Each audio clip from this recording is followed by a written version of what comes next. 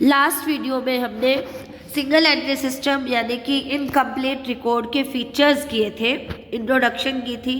इस वीडियो में हम यूजेस एंड लिमिटेशंस करेंगे। यूजेस क्या है, इनकम्प्लीट रिकॉर्ड क्यों यूज़ किया जाता है। First of all it is a simple method, और सोल ट्रेडर है, पार्टनरशिप है, जिनके छोटे बिजनेस हैं, उनके लिए ऐसे अडॉप्ट करना और मेंटेन करना आसान होता है। बिल्कुल सिंपल मेथड होता है, स्पेशल नॉलेज की ज़रूरत नहीं है, डबल एंट्री सिस्टम के प्रिंसिपल्स को जानने की ज़रूरत नहीं है, इसीलिए वो लोग इसे अडॉप्ट करते हैं।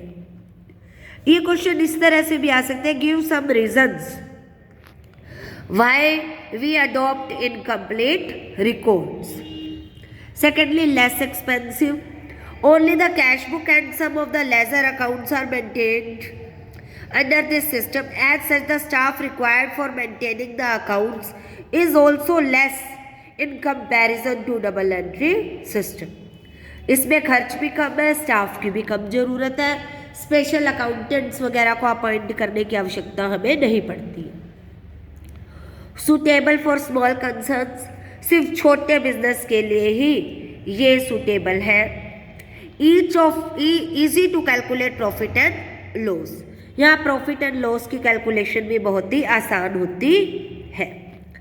फ्लेक्सिबल मेथड, ये मेथड फ्लेक्सिबल भी है क्योंकि स्ट्रिक्टली रूल नहीं है, लोग अपने हिसाब से इसमें अमेंडमेंट कर सकते हैं। इतनी ये सारे तो फायदे हैं हमारे पास कि हम इसे क्यों अडॉप्ट करें, लेकिन इतना होते हुए भी इसमें काफ़ी सारे डिफेक्ट हैं कि इसे कंपनीज के द्वारा अडॉप्ट क्यों नहीं किया जाता। फर्स्ट है हमारे पास, preparation of trial balance is not possible. यहाँ पे ट्रायल बैलेंस बनाना पॉसिबल नहीं है। क्यों नहीं है? The method does not record both the aspects of transaction, as such a trial balance can not be prepared to check the arithmetical accuracy of books of accounts. क्योंकि जो trial balance है वहाँ पे पॉसिबल क्यों नहीं है?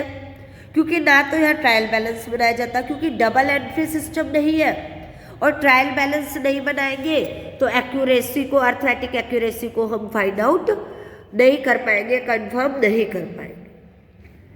तो fraud की और मिस अप्रोप्रिएशंस की संभावना यहाँ ज़्यादा रहती है। इनकम्प्लीट एंड अनसाइंटिफिक सिस्टम, यहाँ पे पर्सनल अकाउंट को ही ज़्यादा रखा जाता है, डेबिट क्रेडिट सभी ट्रांजैक्शन को रिकॉर्ड नहीं किया जाता। True profit and loss can not be ascertain because nominal account are not maintain. यहाँ पे trading profit and loss account भी नहीं बनाया जाता या जा सकता।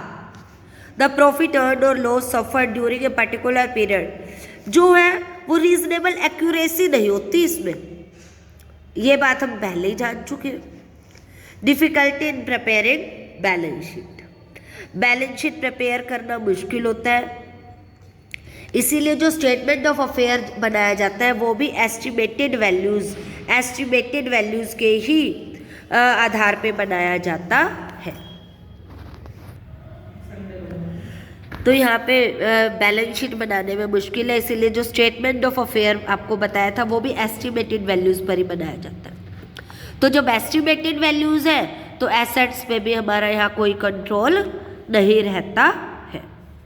No recognisation in assessment of income tax and sales tax, तो इनकम टैक्स और सेल्स टैक्स पे करने के लिए भी हमारे पास relevant true profit and loss नहीं होता, सेल्स ऑफ बेसिस। तो as such the accounts maintain under this system not accepted by tax authorities, tax authorities भी इस सिस्टम से बने अकाउंट्स को स्वीकार नहीं करती, एक्सेप्ट नहीं करती।